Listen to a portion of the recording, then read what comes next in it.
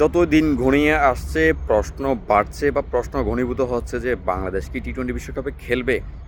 সর্বশেষ বিসিবি এবং আইসিসি মধ্যকার একটা মিটিং হয়েছে, জুম মিটিং, এবং সেখানে দু দলই অর্থাৎ বাংলাদেশ ক্রিকেট বোর্ড বিসিবি এবং আইসিসি নিজেদের অবস্থান স্পষ্ট করেছে। আইসিসি জানিয়েছে তারা যে শিডিউল হয়ে গিয়েছে, ম্যাচ আয়োজনের সব কিছু হয়ে গিয়েছে, সেখান থেকে তারা সরে আসতে পারবে না।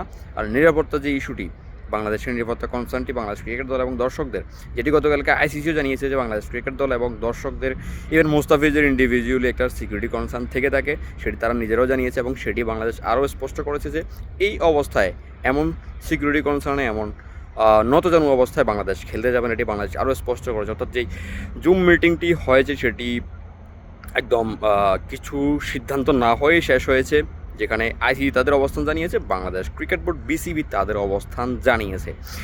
সময় আসলে বেশি দিন নেই টি-20 বিশ্বকাপ শুরু হবার, আর বাংলাদেশ যে অবস্থায় রয়েছে এবং আইসিসি বাংলাদেশের বিপক্ষে যে অবস্থায় রয়েছে সেটিও আসলে মাঝামাঝি অবস্থায় রয়েছে। কী সিদ্ধান্ত হবে সেটি বাংলাদেশ ক্রিকেট বোর্ড বিসিবি বাংলাদেশের ক্রীড়া মন্ত্রণালয়ের সাথে আলোচনা করে এরপরে জানাবে আসলে বাংলাদেশ কি করতে যাচ্ছে। এখন পর্যন্ত যেটি স্পষ্ট সেটি হচ্ছে বিসিবি এবং ক্রীড়া মন্ত্রণালয় কেউই চাইছে না ভারতের এমন সিকিউরিটি অবস্থায়, এমন নতুন সিকিউরিটি অবস্থায় সেখানে খেলতে যাবে।